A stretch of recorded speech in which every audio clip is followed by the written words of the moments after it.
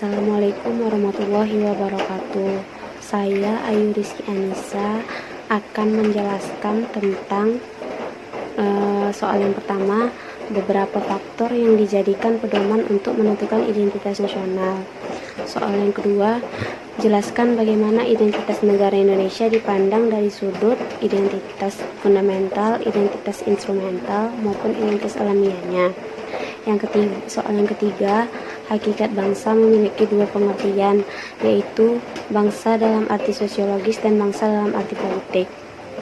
Yang keempat, jelaskan bahwa tujuan didirikannya negara Indonesia itu ada 4. Baiklah, saya akan menjawab soal yang pertama. Soalnya yaitu faktor yang dijadikan pedoman untuk menentukan identitas nasional. Yang pertama, faktor yang mencakup etnisitas, teritorial, bahasa, agama, dan lain-lain. Yang kedua, faktor yang meliputi perkembangan teknologi informasi dan komunikasi yang melahirkan angkatan senjata modern dan pembangunan lainnya dalam kehidupan bernegara.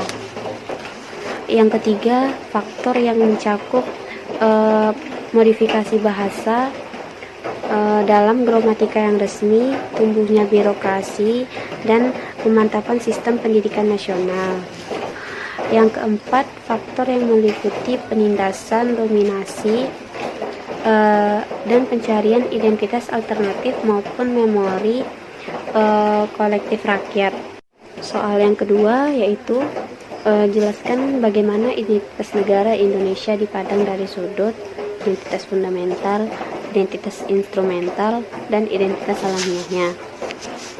Yang pertama yaitu dari sudut identitas fundamentalnya, yaitu Pancasila merupakan falsafah bangsa, dasar negara, dan ideologi negara.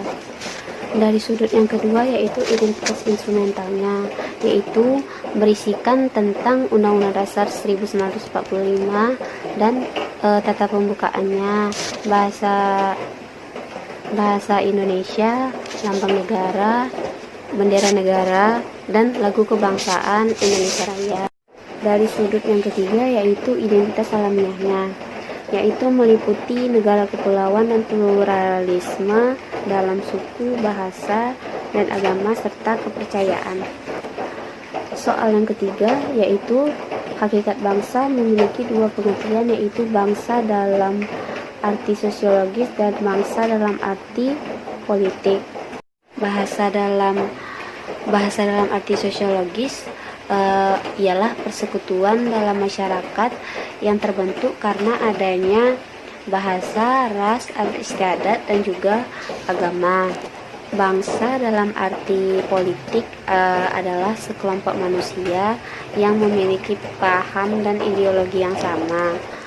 Misalnya, bangsa Indonesia yang memiliki satu kesatuan wilayah nasional, hukum, dan undang-undang yang berlaku. Soal yang keempat yaitu jelaskan bahwa tujuan didirikannya negara Indonesia itu ada 4. Ada 4 poin tujuan negara Indonesia. Poin yang pertama yaitu melindungi setiap bangsa dan seluruh tumpah darah Indonesia. Yang wajib untuk dilindungi adalah semua komponen yang membentuk bangsa Indonesia, mulai dari rakyat, kekayaan alam, serta nilai-nilai bangsa yang patut dipertahankan. Poin yang kedua yaitu memajukan kesejahteraan umum. Kesejahteraan umum tidak hanya mencakup tentang kesejahteraan ekonomi dan materi, namun kesejahteraan lahir dan batin. Poin yang ketiga yaitu mencerdaskan kehidupan bangsa.